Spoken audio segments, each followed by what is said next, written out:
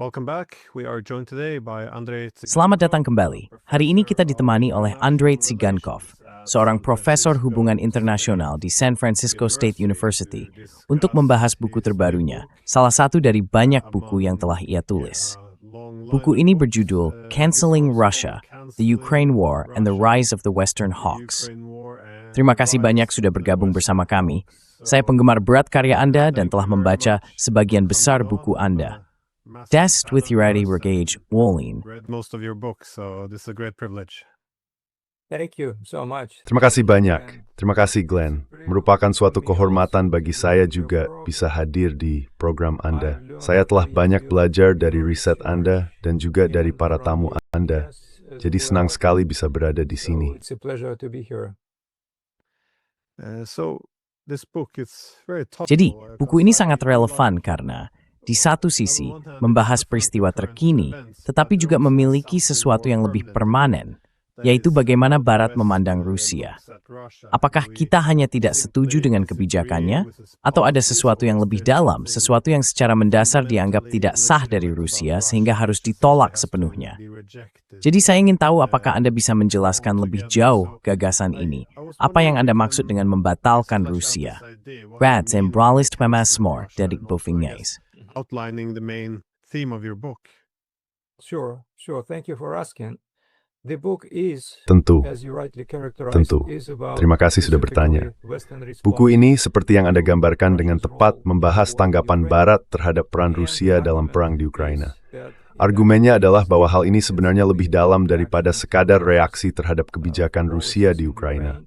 Ini berkaitan dengan persepsi Barat terhadap Rusia.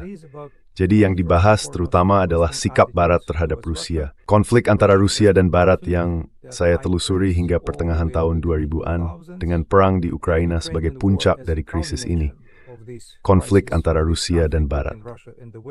Saya mengukakan dua klaim dalam buku ini, dan Anda sudah menyinggung salah satunya. Salah satu klaim berkaitan dengan Barat, sikap Barat.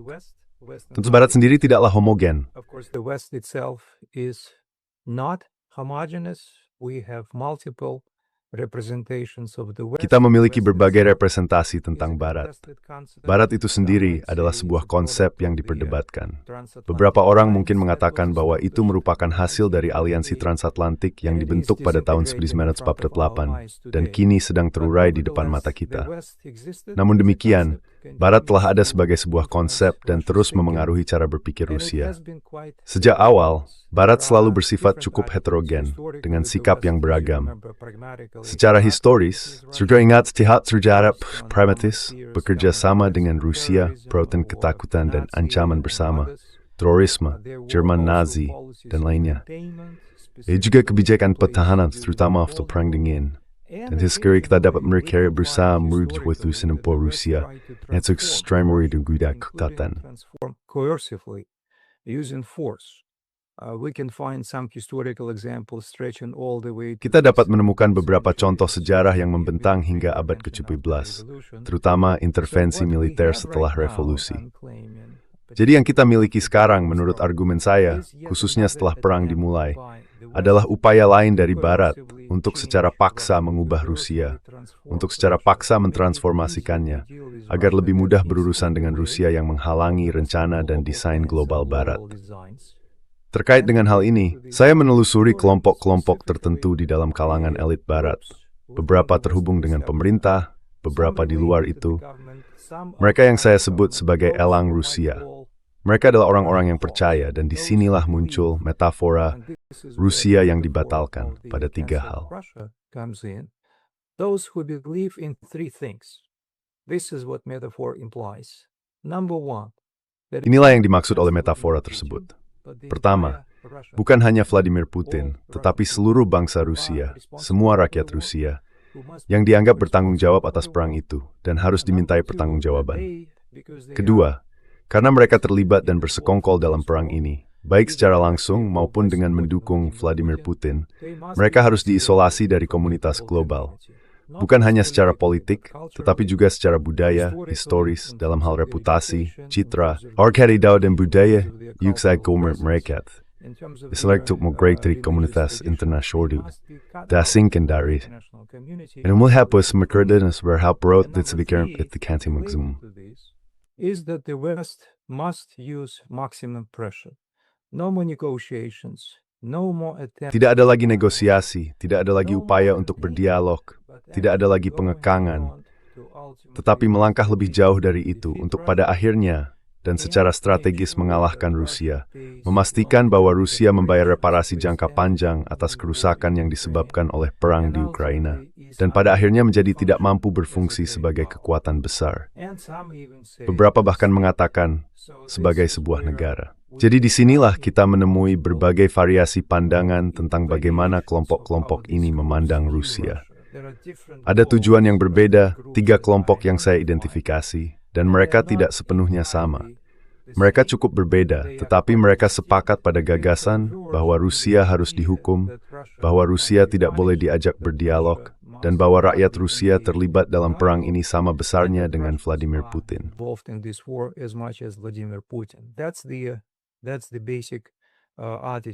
Itulah sikap dasar yang mereka miliki bersama. Dan klaim kedua yang saya ajukan, yang berkaitan dengan apa yang Anda katakan, adalah bahwa perang di Ukraina sebenarnya merupakan peluang bagi kelompok-kelompok ini. Bukan berarti sikap anti-Rusia tiba-tiba muncul karena perang. Sikap itu sudah ada secara historis. Kelompok-kelompok ini sering melihat perang sebagai kesempatan untuk menyelesaikan beberapa urusan sejarah dengan Rusia dan memastikan bahwa Rusia tidak lagi menjadi tantangan bagi rencana global Barat, bagi para elit global, elit hegemonik di Barat. Rusia dianggap sebagai masalah karena tidak patuh terhadap rencana Barat, karena memiliki gagasan sendiri di kawasan Eurasia dan Eropa.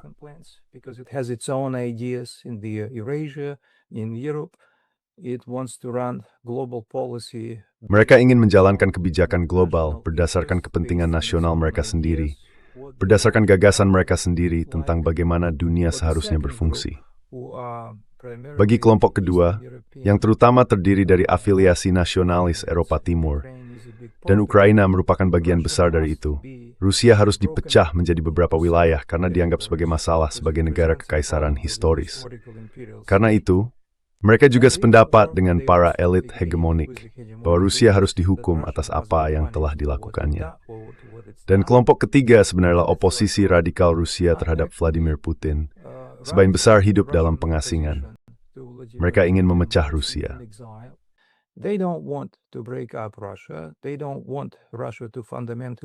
Mereka tidak ingin Rusia benar-benar kehilangan statusnya, tetapi mereka memang menginginkan perubahan rezim. Pada akhirnya, mereka ingin menggantikan Vladimir Putin dan memerintah Rusia sebagai penggantinya. Jadi disinilah mereka memiliki agenda yang berbeda, tetapi mereka bertemu pada gagasan bahwa Rusia harus dihapuskan. Itulah penyebabnya lebih dalam, dan perang di Ukraina menjadi sebuah peluang. Ini adalah peluang karena Rusia, tentu saja, telah menginvasi Ukraina. Ketara kerusakan yang telah terjadi, dan karena tindakan itu tidak sesuai dengan hukum internasional.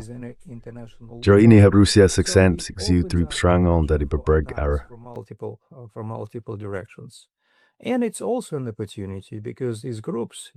Dan ini juga merupakan sebuah peluang, karena kelompok-kelompok ini percaya, seperti yang awalnya juga diyakini oleh Presiden Biden, seperti yang mungkin Anda ingat, bahwa Rusia tidak akan mampu bertahan di bawah tekanan kolektif dari Barat.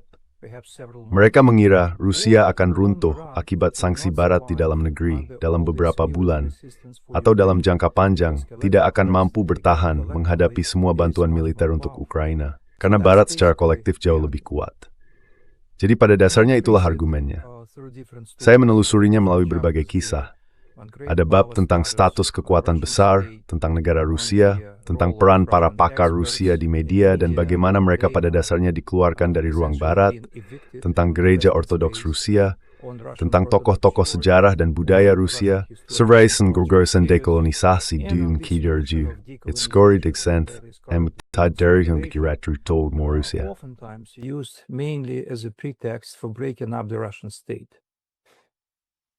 Yeah, it's in this rhetoric as well. That is, well, with Kaja Kallas, Ya, they're all saya juga this, pernah melihat uh, retorika seperti it would ini. be a good idea Dengan to Kaja defeat Kallas, Trump mereka because secara terbuka menyatakan bahwa akan menjadi ide yang baik untuk mengalahkan Rusia, karena kemudian negara itu bisa dipecah menjadi banyak negara kecil dan akan lebih damai. Namun hal ini bahkan dibingkai oleh Presiden Polandia di sebuah apa yang disebut sebagai konferensi perdamaian, di mana Rusia tidak diundang, bahwa Rusia adalah penjara bagi bangsa-bangsa. Dan konon, ada sekitar 200 bangsa yang bisa dibebaskan jika Rusia dipecah. Jadi perdamaian pada dasarnya disamakan bukan hanya dengan mengalahkan Rusia, tetapi juga dengan menghancurkan Rusia, yang merupakan gambaran yang cukup berbahaya. Tapi ketika kamu mengatakan hal ini, saya jadi bertanya-tanya, sejauh mana? Karena ini juga sangat berkaitan dengan Barat. Menurutmu, apa peran dari cita-cita liberal? Karena teori liberal memiliki banyak hal positif di dalamnya. It's a lot of positive things to it. That is, but it assumes that it's the internal character of Namun, states. pandangan ini berasumsi bahwa karakter internal suatu negara yang menentukan perilakunya. Jadi, apakah kamu Kristen, demokratis, atau apapun itu, karakteristik internal lah yang menentukan bagaimana negara bertindak, berbeda dengan teori realis. Sekarang, hal ini bisa membawa banyak dampak positif, karena tidak seperti pandangan realis, keamanan dapat diubah, bukan melalui keseimbangan kekuatan, tetapi misalnya dengan memajukan demokrasi dan memperbaiki karakter internal. Namun, sisi gelapnya tampak pada anggapan bahwa alasan terjadinya konflik adalah karena ada pihak yang baik dan pihak yang jahat. Dan jelas, semua sifat negatif atau jahat dari negara lain disematkan kepada pihak lain. Jadi kita memiliki sifat yang baik. Kita adalah negara liberal demokratis. We have peaceful characteristics. We're liberal democratic. The Russians are, they are oppressive. Orang Rusia bersikap menindas di dalam negeri dan agresif di luar negeri karena watak otoriter itu. Masalahnya kemudian adalah apakah watak itu berkaitan dengan agama atau pemerintahan. Tidak banyak cara untuk menanganinya. Entah Anda menahannya, pemerintah yang tidak sah itu, atau Anda mengubahnya, artinya menjadikannya Kristen atau mendemokratisasikannya, atau Anda menghancurkannya. Tampaknya kita telah melalui semua tahap itu. Pada tahun 1990-an, kita pada dasarnya berkata, baiklah, kita harus mengubah orang Rusia. Jika kita tidak bisa mengubah mereka menjadi demokrasi liberal, maka kita harus menahan mereka. Tetapi sekarang tampaknya kita telah beralih ke tahap ketiga, yaitu mereka harus dihancurkan atau disingkirkan. Jadi, ada sesuatu, saya tidak yakin. Apakah Anda melihat cita-cita liberal itu? Ya, saya melihatnya. Do you see the liberal ideals Yes, I do. Yes, I do. I think liberalism in Ya, benar. post-Cold War Saya pikir liberalisme dalam versi pasca Perang Dingin, yang pada dasarnya merupakan kelanjutan dari liberalisme era Perang Dingin, telah menjadi salah satu bagian utama dari ini, karena liberalisme telah menjadi sangat tidak toleran terhadap tren non-liberal lainnya, atau terhadap bentuk liberalisme lain di luar dunia barat. Kenyataannya, kamu telah mempelajari budaya sama banyak dengan saya, jadi kamu tahu bahwa ada kecenderungan liberal dalam setiap budaya. Tetapi kecenderungan itu tidak selalu serupa dengan yang ada dalam budaya barat. Setiap budaya, setiap peradaban menghasilkan bentuk liberalismenya sendiri. Namun masalah dengan jenis liberalisme hegemonik yang kamu sebutkan adalah bahwa ia bersifat hegemonik. Ia tidak menganggap oposisi dengan serius.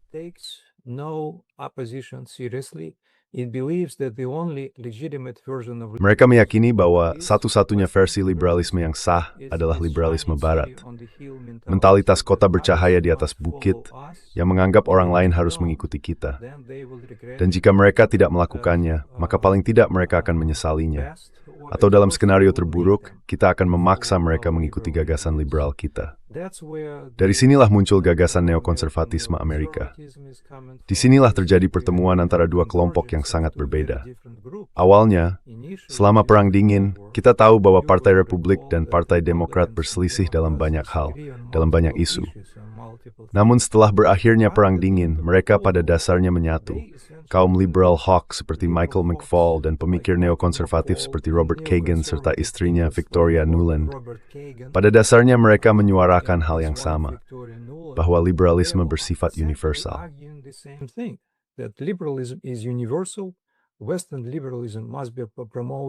Liberalisme Barat harus dipromosikan dan diperluas. Namun dalam budaya lain, terutama di luar dunia Barat, hal itu dipandang sebagai resep untuk melemahkan tradisi mereka sendiri. Ini dianggap sebagai cara untuk pada akhirnya memaksakan gagasan dan kepentingan asing, sesuatu yang pada akhirnya tidak akan bisa dihadapi oleh Rusia. Dan kita sudah pernah melihat hal ini sebelumnya. Inilah yang kita dengar dari banyak pemikir Rusia pada tahun 1990-an. Remenser Berg het Torov, Rusier, egem haldebutenis librank. Mening thwartje out with a tajisidi dit menstruendlis met poloen. It's liberalisme hegemonic brostatil frischen branding with Alof. Came to us through oligarchs, and through oligarchs they were able to make Melalui para oligarki, mereka mampu menghasilkan uang dan memindahkannya keluar Rusia. Kemudian Vladimir Putin naik ke tampuk kekuasaan dan mulai memulihkan ketertiban serta stabilitas. Itulah sebabnya Barat terus memiliki masalah dengannya. Gagasan tentang liberalisme universal ala Barat menjadi masalah karena menimbulkan penentangan dari budaya lain dan terus terang menumbuhkan nasionalisme. Apa yang terlihat sebagai reaksi terhadap liberalisme Barat bukanlah munculnya liberalisme Rusia, melainkan bangkit tren non-liberal dan anti-liberal di dalam Rusia. Dan itulah yang sedang kita saksikan hari ini.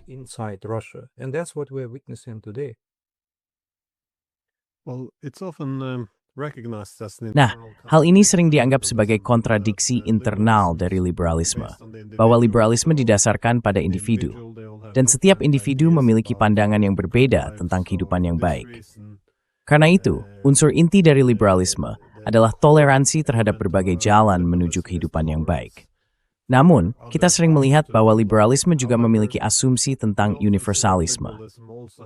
Dan seperti yang kamu katakan, hal ini bahkan semakin diperkuat ketika liberalisme dikaitkan dengan entitas hegemonik. Gagasan bahwa kita semua bergerak ke arah yang sama.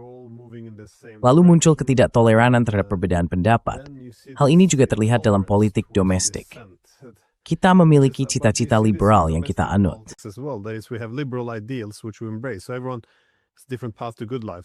Jadi, semua orang menempuh jalan yang berbeda menuju kehidupan yang baik.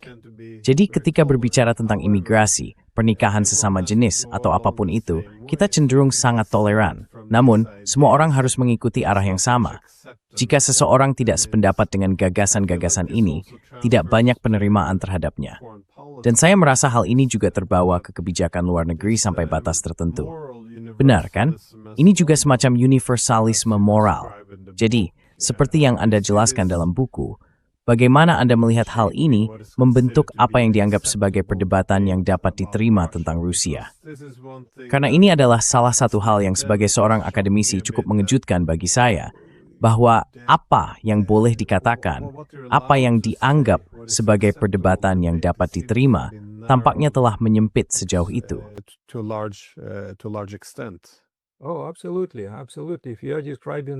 Tentu saja, tentu saja. Jika Anda sedang menggambarkan media Barat, jika Anda sedang menggambarkan lanskap politik Barat, maka memang telah menjadi sangat tidak toleran terhadap jenis wacana kritis yang luas, seperti yang masih ada pada tahun 1990-an. Saat ini, orang-orang seperti Anda, mereka yang menyerukan agar kedua pihak bernegosiasi, saling menanggapi keluhan, dan mempertimbangkan kepentingan masing-masing, pada dasarnya diperlakukan seolah-olah berasal dari alam semesta alternatif, media alternatif. Sementara itu, media arus utama mendorong satu narasi yang hingga baru-baru ini sepenuhnya berfokus pada mengalahkan Rusia dalam perang dan memastikan Ukraina menang melalui segala bentuk bantuan ekonomi, keuangan, dan militer.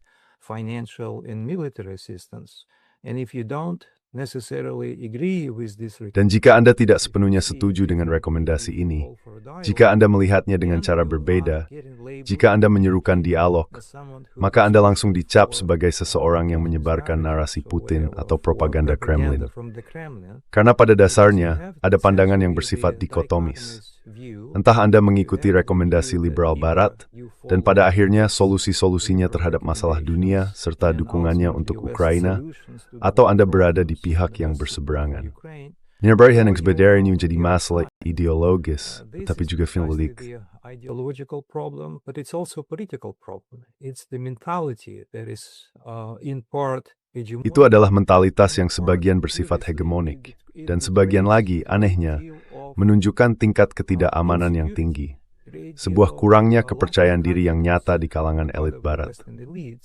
Saya pikir hal itu lebih cocok untuk dikaji oleh para psikolog daripada oleh saya. Bagaimana mungkin seseorang bisa menggabungkan kesombongan yang begitu besar, keangkuhan terhadap nilai dan gagasan sendiri, dengan rasa tidak percaya diri terhadap kemampuan untuk bertahan? Mungkin karena Barat sedang mengalami polarisasi, dengan Donald Trump berkuasa di Amerika Serikat, dan gerakan sayap kanan atau populis, apapun sebutannya, yang sedang berkembang di konteks Eropa. Jadi elit liberal merasa sangat tidak aman, dan hal itu sebagian menjelaskan mengapa mereka begitu tidak toleran.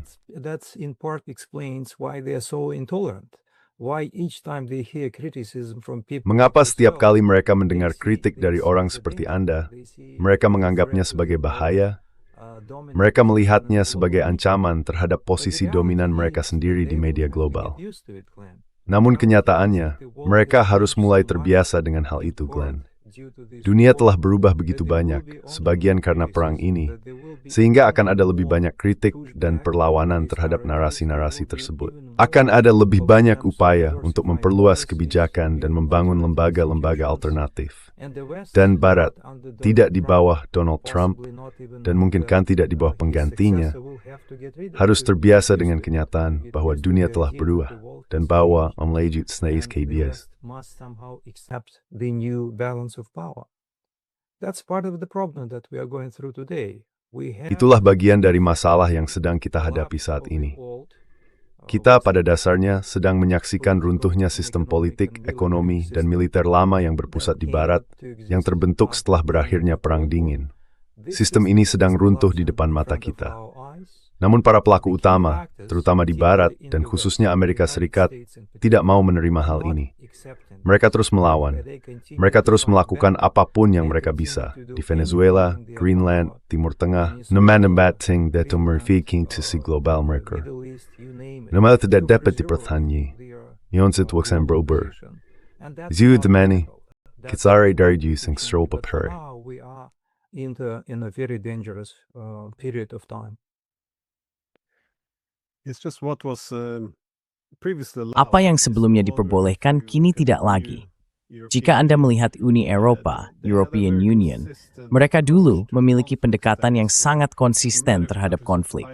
Artinya, tidak peduli negara mana yang berperang, hal pertama yang dilakukan adalah duduk dan berbicara, setidaknya begitu. Jangan pernah menyerah pada diplomasi. Nah, sekarang tidak lagi. Sekarang tentu saja mereka harus berperang. Kita bahkan tidak bisa mengangkat telepon dan menelepon Moskow.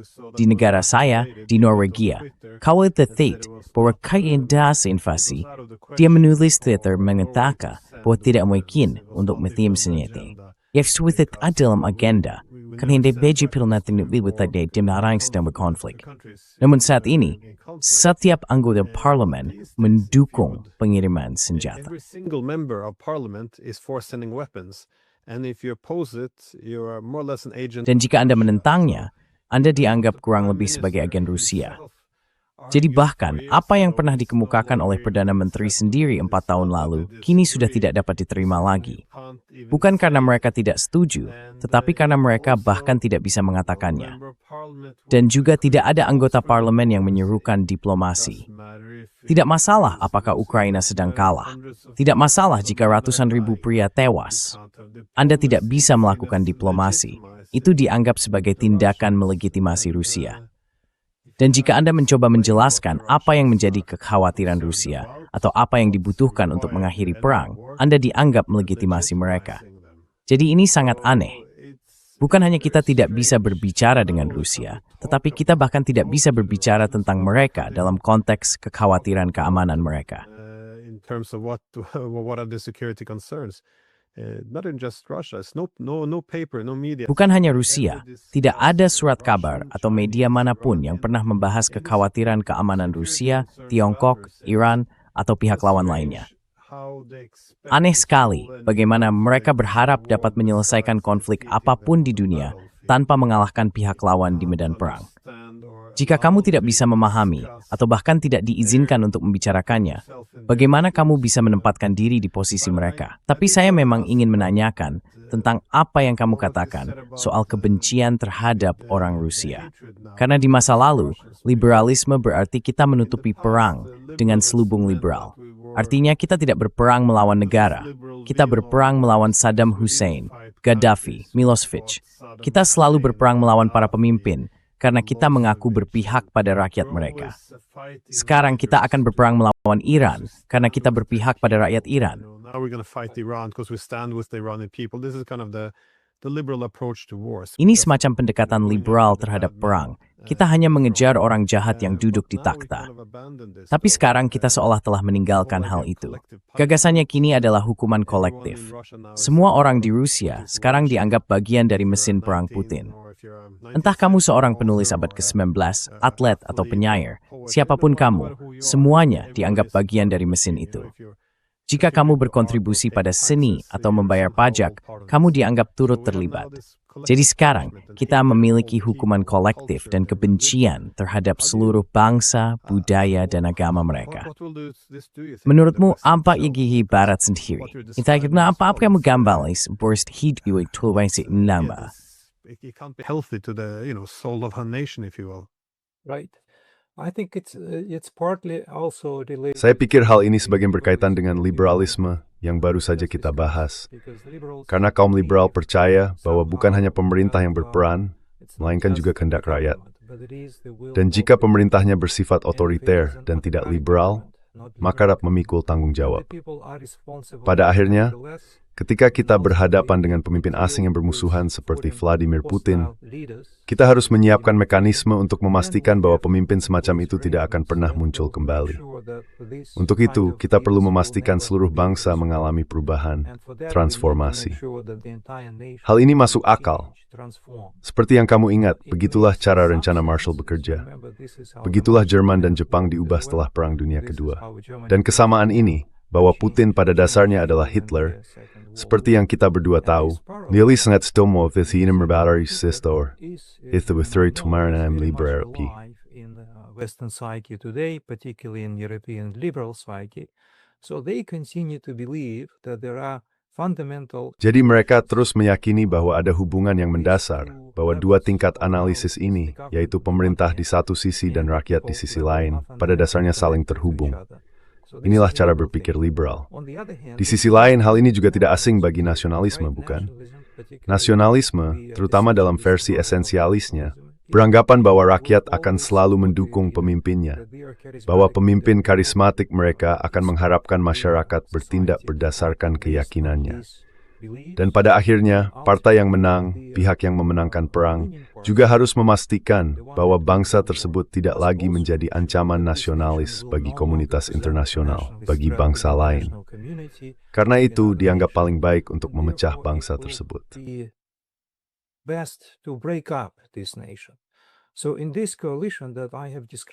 Jadi, dalam koalisi yang saya jelaskan kepada Anda ini, ada beberapa kaum liberal yang berpandangan keras, tetapi juga kaum nasionalis, terutama nasionalis Eropa Timur. Dan saya rasa masuk akal bahwa merekalah orang-orang yang percaya Rusia harus dipecah. Orang seperti Kaja Kallas yang Anda sebutkan, dan orang seperti Volodymyr Zelensky, serta mereka yang berada di sekelilingnya. Mereka percaya bahwa pada akhirnya Rusia harus dipecah, didekolonisasi, seperti yang mereka sebut. Dan itu bukan hanya bagian dari pemikiran Zelensky, itu juga bagian dari pemikiran pihak oposisi. Valery Zaluzhny, yang seperti Anda ingat adalah pemimpin oposisi utama dan berpotensi menjadi presiden Ukraina di masa depan, juga baru-baru ini, sekitar sebulan yang lalu, menyatakan dengan jelas bahwa Rusia adalah sebuah kekaisaran dan harus dipecah. Dan begitulah cara mereka memandang kemenangan mereka. Pada akhirnya, ketika itu terjadi, mereka embrace Hermin. No Arivrolic is a nationalist.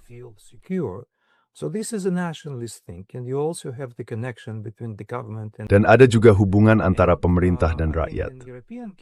Menurut saya, dalam kasus Eropa, yang membuat situasi ini menjadi sangat bermasalah saat ini adalah karena orang Eropa sedang menghadapi krisis mereka sendiri, masalah mereka sendiri. Mereka menyalahkan Rusia atas masalah-masalah ini sebagai sasaran kritik yang mudah. Selain itu, seperti yang sudah Anda jelaskan, mereka tidak tertarik untuk menjangkau Vladimir Putin atau bernegosiasi.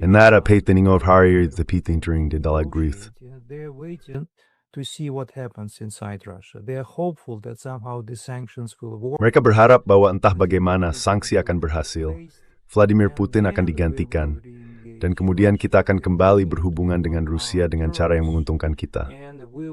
Kita akan membangun kembali dialog, tetapi untuk saat ini, tidak ada gunanya melakukannya, karena kita hanya akan mendengar hal-hal yang tidak ingin kita dengar dari Vladimir Putin. Hal itu menimbulkan masalah tambahan. Mereka hidup dalam gelembung, tidak berusaha menjangkau pihak lain, dan tidak mendengarkan argumen dari sisi seberang. Mereka terkejut mengetahui bahwa Rusia tidak tertarik, tidak berhasrat untuk menyerang negara-negara Eropa manapun, karena mereka berasumsi bahwa itu akan menjadi langkah berikutnya dari Vladimir Putin. Dan hal itu menciptakan masalah yang benar-benar tak terpecahkan, sampai dan kecuali jika kita mau menjangkau dan bernegosiasi. Until and unless you reach out and negotiate, Donald Trump dengan segala masalahnya, dan ada begitu banyak yang bisa kita bahas, setidaknya telah mampu menjangkau pihak lain. Kita sudah memulai proses negosiasi ini. Kemungkinan besar ini akan memakan waktu lama, dan mungkin tidak akan berhasil. Tapi setidaknya ada beberapa saluran komunikasi yang terbuka. Jika Rusia dan Eropa memiliki beberapa saluran komunikasi yang terbuka, hanya mungkin, akan ada wacana yang agak berbeda juga dari pihak Eropa. Berbase setengah toth. Mereka benar finish Rusia akan menyerang mereka, dan mereka kalau membayarkan with mainnya. It's a bit selection. And they don't do anything about this. That's paradox. Yeah, this is a strange aspect. Ini adalah aspek yang aneh dari Eropa. Saya tidak pernah yakin apakah mereka benar-benar percaya pada apa yang mereka katakan. Karena jika mereka sungguh percaya bahwa Rusia akan berbaris menuju Paris, mengapa mereka tidak menjalankan ekonomi perang, melakukan mobilisasi, atau melakukan sesuatu? Sulit bagi saya untuk percaya bahwa mereka benar-benar meyakini ucapan mereka, terutama orang seperti Macron, yang sebenarnya mau getstahti au aktivo ni Eropa Rusia lagi himo akan menjadi sampai tas tertentu Eropa yang berhubungan dengan Rusia. Jadi kita akan menemukan cara untuk mengakomodasi Rusia dalam arsitektur keamanan Eropa.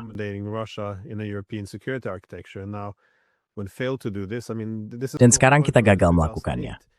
Maksud saya, inilah inti permasalahannya sejak tahun 2008. Eropa menentang keras keinginan Amerika Serikat untuk memperluas NATO karena alasan yang persis sama.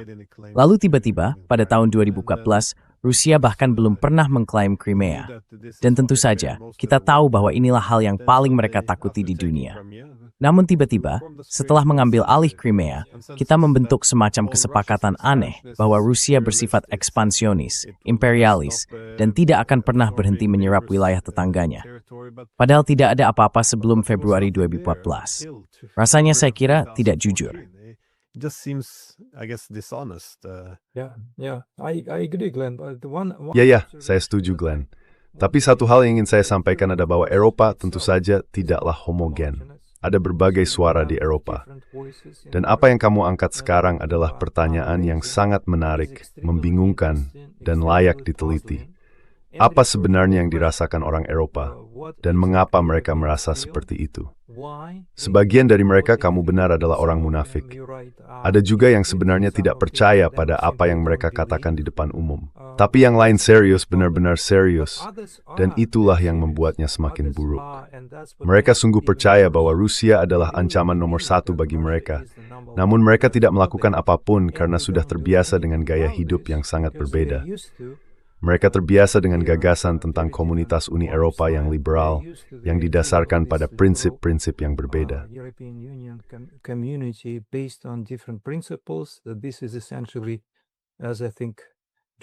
Ini pada dasarnya, seperti yang baru-baru ini dikatakan Joseph Borrell, adalah sebuah taman yang dikelilingi oleh hutan belantara, dan mereka ingin hidup di taman itu. Namun, sementara itu, kenyataannya sedang berubah. Agar mereka dapat menyesuaikan diri dengan kenyataan tersebut, dibutuhkan perubahan yang benar-benar mendasar, perubahan identitas. Mereka sangat tidak nyaman dengan hal ini. Mereka takut pada Rusia, dan bahkan lebih takut pada kemungkinan bahwa mereka harus secara mendasar mengubah kebijakan mereka, bahwa mereka benar-benar harus menyesuaikan tindakan dengan ucapan mereka. Mereka harus berinvestasi lebih banyak di industri militer, meningkatkan kapasitas produksi, dan pada dasarnya melepaskan gagasan liberal lama tentang Uni Eropa, yang selama ini didukung dari luar oleh militer Amerika Serikat, energi murah dari Rusia, dan barang konsumsi dari Tiongkok. And by Chinese cheap consumer goods. This bonanza is gone.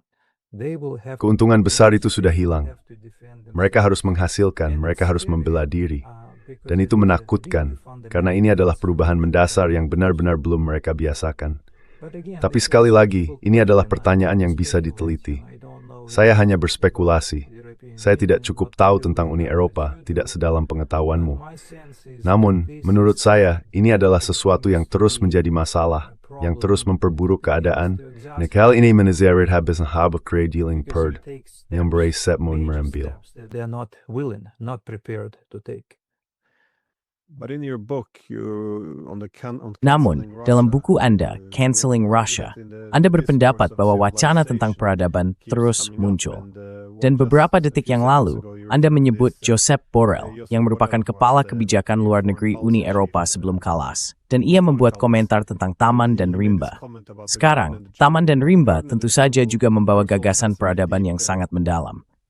Pada abad ke-19, gagasannya adalah bahwa orang Eropa, kamilah yang beradab, kami menciptakan taman yang tertata dan terstruktur. Namun di luar taman itu ada seluruh dunia lainnya. Para barbar, tempat peradaban tidak ada, itu adalah rimba. Dan gagasan umumnya adalah bahwa taman itu tidak hanya memiliki hak, tetapi juga tanggung jawab keluar dan memperadabkan rimba.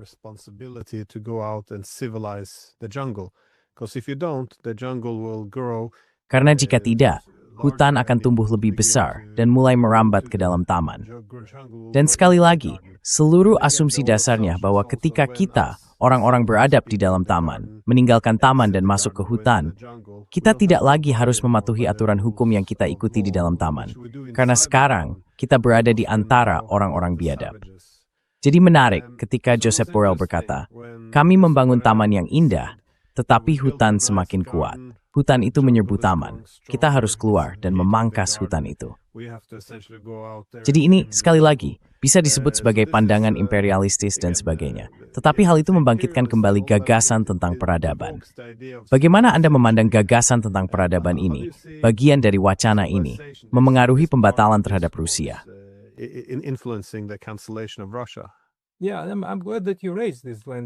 Ya, saya senang kamu mengangkat hal ini, Glenn.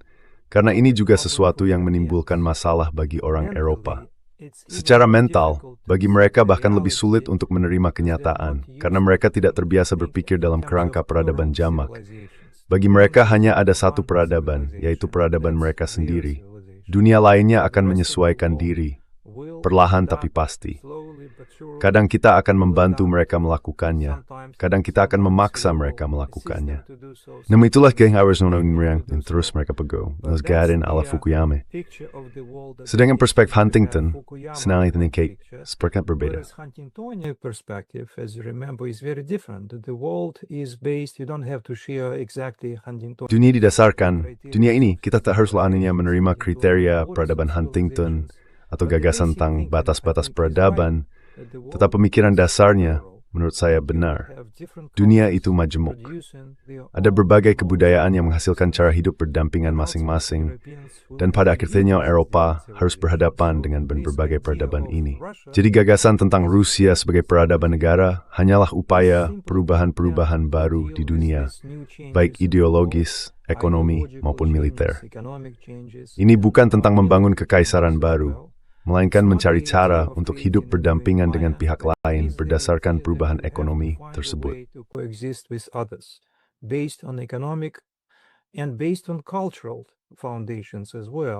Dan berdasarkan fondasi budaya juga, hal ini sulit, karena peradaban kadang tidak saling memahami. Cara berpikir mereka bersifat internal. Mereka telah membangun persepsi yang sangat berbeda, mentalitas yang sangat berbeda selama berabad-abad. Mereka mengembangkan mentalitas ini dari dalam.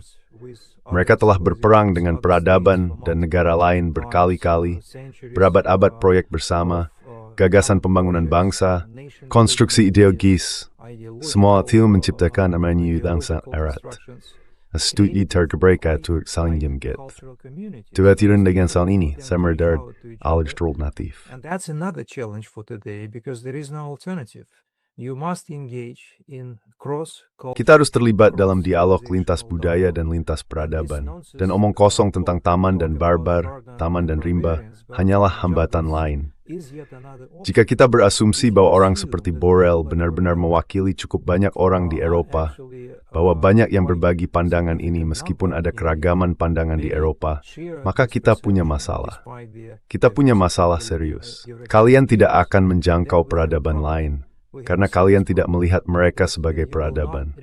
Kalian melihat mereka sebagai barbar. Kalian akan berusaha membangun diri sendiri. Dan itu adalah sesuatu yang mungkin juga perlu diubah. Saya memperkirakan hal itu memang akan berubah, omong-omong. I expect that it will, by the way. I'm not pessimist here because Europe is not fundamental. Saya bukan seorang pesimis di sini, karena Eropa pada dasarnya tidak homogen. Ada berbagai arus politik, masih ada wacana demokratis, dan Anda akan terus melihat posisi-posisi yang secara mendasar berbeda saling bertentangan. Pada akhirnya, masyarakat umum akan menarik dukungannya dari gagasan rimba versus taman ini, dan beralih kepada mereka yang menjalin hubungan dengan Rusia atau anggota komunitas global lainnya untuk menangani persoalan dalam negeri. Eropa, sekali lagi, tetap berada dalam krisis dan perlu menjalin hubungan tidak hanya dengan Rusia, tetapi juga dengan Tiongkok, Timur Tengah, India, dan bagian dunia lainnya. Dan semakin Donald Trump mendorong gagasan-gagasan imperialisnya, semakin penting bagi orang Eropa untuk berinteraksi dengan kebudayaan non-Barat. To reach out to non-Western cultures. That's a great point. It's interesting you brought up those. Itu poin yang sangat bagus. Menarik bahwa kamu menyinggung kontradiksi antara universalisme Fukuyama dan asumsi Huntington tentang interaksi antaradaban. Karena hal itu hampir menunjukkan bahwa inilah diskusi yang terjadi pada awal tahun 1990-an. Namun sekarang, hal itu hampir direpresentasikan oleh politik Barat versus Tiongkok, menurut saya. Dalam pandangan dunia Fukuyama, mereka berasumsi and cuai sostus berandaba, itu demokrasi liberal, demaburt sebagian basis. Seluruh dia seorang termeci tens jalannya.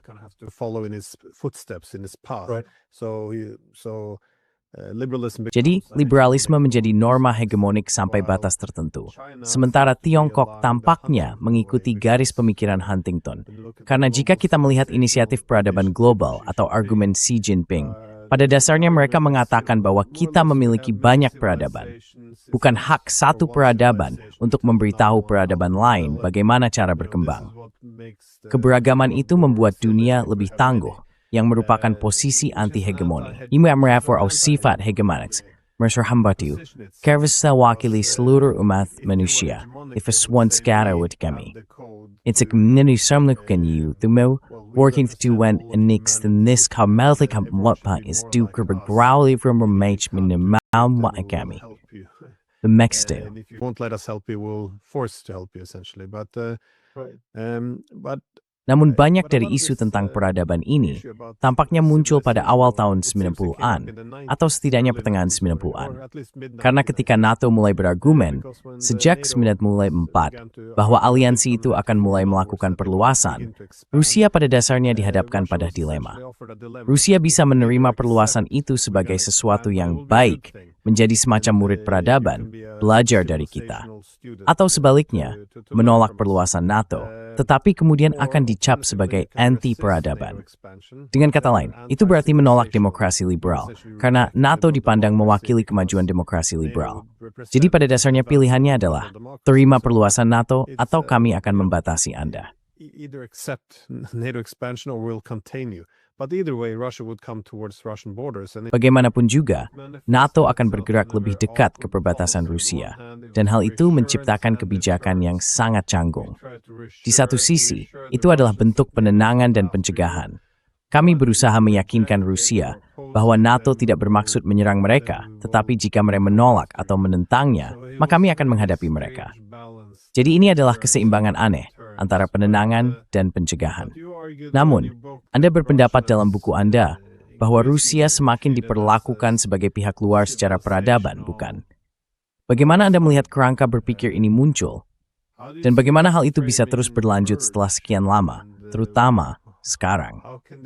Sangat sulit untuk berargumen bahwa perluasan NATO bukanlah ancaman bagi Rusia setelah apa yang kita saksikan selama beberapa tahun terakhir. After what we've seen over the past few years. Well, as you remember, NATO expansion began in the mid. Nah, seperti yang Anda ingat, perluasan NATO dimulai pada pertengahan tahun 1990-an. Pada saat itu, Rusia tidak merasa hal itu merupakan ancaman eksistensial terhadap keamanan mereka. Mereka hanya merasa terisolasi oleh Barat. Mereka merasa tidak dianggap serius sebagai mitra, dan hal itu tidak dapat diterima. Benar-benar mengejutkan bagi banyak dari mereka. Karena mereka percaya telah bekerja sama untuk mengakhiri Perang Dingin dan membangun dunia baru. Seharusnya ada tatanan keamanan baru di Eropa, sesuatu yang dulu disebut Mikhail Gorbachev sebagai rumah Eropa bersama.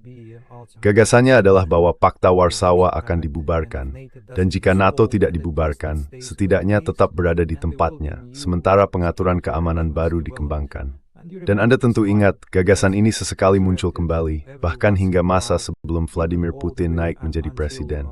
Vladimir Putin was not in power as president, Dmitry Medvedev resurrected this idea. Dmitry Medvedev menghidupkan kembali gagasan tentang perjanjian keamanan baru setelah perang di Georgia, dan setiap kali usulan itu ditolak. Setiap kali, rakyat Rusia merasa bahwa kepentingan mereka tidak benar-benar dipertimbangkan di Eropa. Akibatnya, NATO mulai dipandang bukan hanya sebagai cara untuk mengisolasi Rusia, tetapi juga sebagai ancaman militer terhadapnya. Hal itu juga menciptakan kondisi bagi munculnya kelompok garis keras keamanan di Rusia. Jadi, ada kelompok garis keras Rusia di Barat yang saya jelaskan dalam buku, tetapi kenyataannya sekarang ada pula kelompok garis keras anti-Barat kuat di Rusia. Mereka berpengaruh, dominan dalam tatanan politik Rusia saat ini. Dan hal itu sebagian merupakan respons terhadap apa yang dilakukan Barat sejak berakhirnya Perang Dingin, mendorong Rusia ke pinggiran melalui berbagai kebijakan.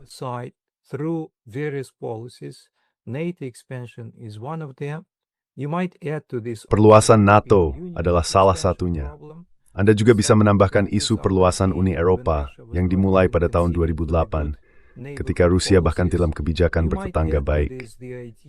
Selain itu, dapat ditambahkan gagasan tentang promosi demokrasi global, mendukung revolusi berwarna di bekas Uni Soviet, yang dipandang di Kremlin sebagai upaya lain untuk mengisolasi Rusia, merampas kedaulatannya sendiri serta hubungan bersmedisi sebagai luar dekat, belum lagi tempat yang sah dan keamanan di Eropa. Not to mention of its legitimate place and security interests in Europe. So ultimately, this created this notion that. Jadi pada akhirnya, hal ini menciptakan gagasan bahwa Rusia bersifat otonom dan mendorong Rusia menjauh dari Barat. Dan ketika Vladimir Putin pertama kali mengembangkan gagasan tentang peradaban negara, Anda mungkin ingat bahwa itu terjadi pada tahun 2012, dalam konteks menolak klaim Barat bahwa ada tren yang secara fundamental tidak berkelanjutan dalam sistem politik Rusia.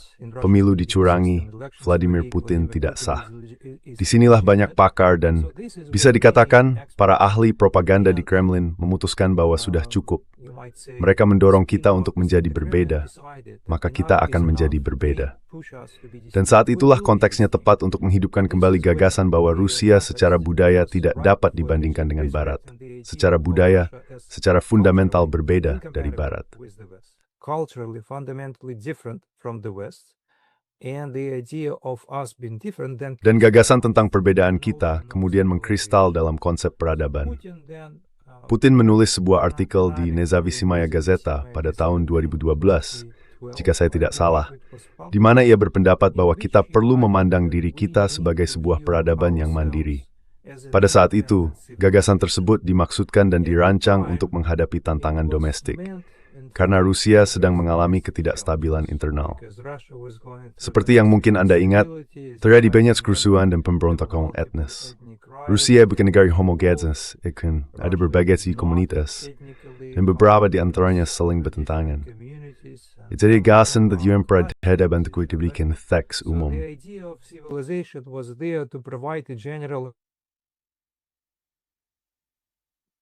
Jalinan negara. Namun kemudian hal itu juga memperoleh dimensi eksternal. Peradaban Rusia menjadi semakin kritis terhadap Barat, kritis terhadap liberalisme Eropa, dan juga mengadopsi gagasan peradaban ala Huntington. Disitulah posisi kita saat ini.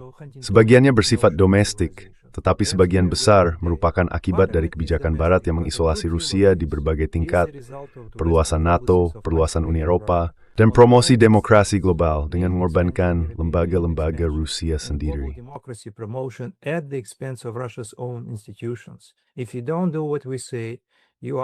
Jika kamu tidak melakukan apa yang kami katakan, kamu adalah sebuah otokrasi, negeri para preman, dan kamu tidak akan berkelanjutan. Itulah intinya dari wacana tersebut. Dan orang-orang Rusia belajar dari hal ini. Urusan ekspansi NATO yang disebut sebagai promosi demokrasi adalah sebuah penghinaan. Orang Rusia dengan jelas memahami bahwa ini bukan tentang memajukan demokrasi. Ini tentang memajukan gagasan peradabanmu sendiri, kepentingan ekonomi korporatmu sendiri, dan berakhirnya Rusia berpegang set dalam komunitas global terhadap EU.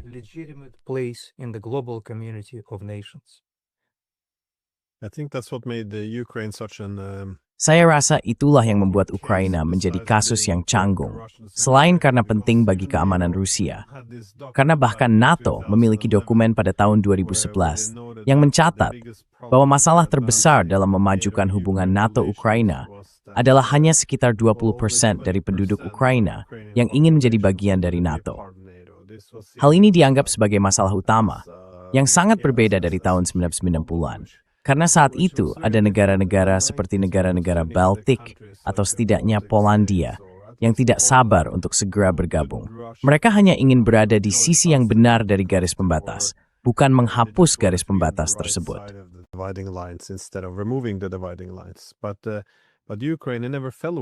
Namun, Ukraina sebenarnya tidak pernah benar-benar cocok dengan hal ini. Bahkan ketika mereka dijanjikan keanggotaan pada tahun 2008, sebagian besar rakyatnya tidak ingin menjadi bagian darinya. Jajak pendapat Gallup pada saat itu menunjukkan bahwa sebagian besar warga Ukraina lebih memilih kemitraan keamanan dengan Rusia daripada dengan NATO. Tentu saja, kebanyakan dari mereka lebih memilih menjadi jembatan, terintegrasi dengan Rusia sekaligus dengan Barat. Tapi ya, saya rasa inilah yang membuat isu Ukraina menjadi lebih sensitif bagi Rusia. Karena sangat jelas bahwa hal itu sama sekali tidak ada hubungannya dengan membantu rakyat Ukraina atau membangun demokrasi.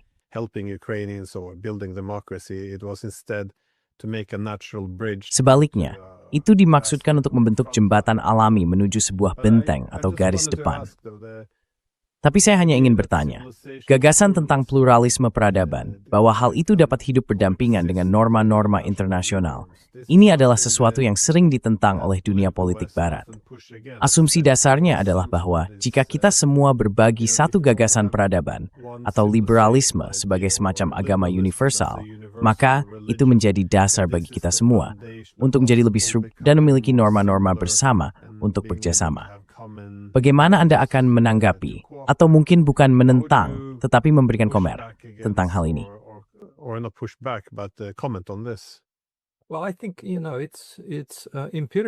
Ya, itu secara empiris, itu terbukti tidak benar. Karena jika Anda melajari historis selama 2-3 dekade ini atau lebih, Anda akan melihat bahwa sebagian besar peradaban non-Barat, seperti Tiongkok dan India, sebagian besar mematuhi aturan internasional. Dan saat ini, negara-negara tersebut justru yang mendorong untuk mempertahankan keterbukaan global. Mungkin tidak dengan cara yang diinginkan oleh Barat, tetapi mereka tetap mendukung rezim ekonomi yang lebih terbuka. Mereka sedang melawan seluruh urusan tarif yang sedang didorong oleh Donald Trump. They want to have a global dialogue. Mereka ingin mengadakan dialog global. Mereka tidak mendorong pembentukan pengaturan keamanan eksklusif dan tidak menciptakan padanan NATO di wilayah. Sementara tetap menerapkan kebudayaan yang berperi berdasarkan tradisi mereka sendiri. Mereka sedang membangun sistem mereka sendiri. Anda dan saya sama-sama sarjana hubungan internasional. Mereka sedang membangun sekolah hubungan internasional mereka sendiri berdasarkan tradisi mereka, pada Mahatma Gandhi dalam kasus India dan pemikir lainnya, serta pada gagasan Konfusianisme dalam kasus Tiongkok. Mereka memiliki keberagaman tersendiri di dalam masing-masing tradisi mereka.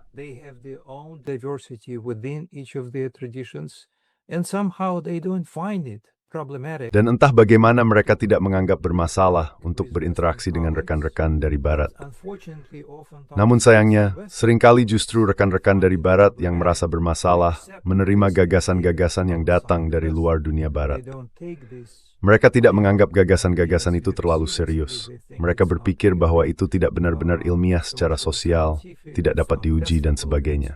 Bagi saya, itu adalah hanembang bahwa pertuan balik terwah semlik berkerbelaitan.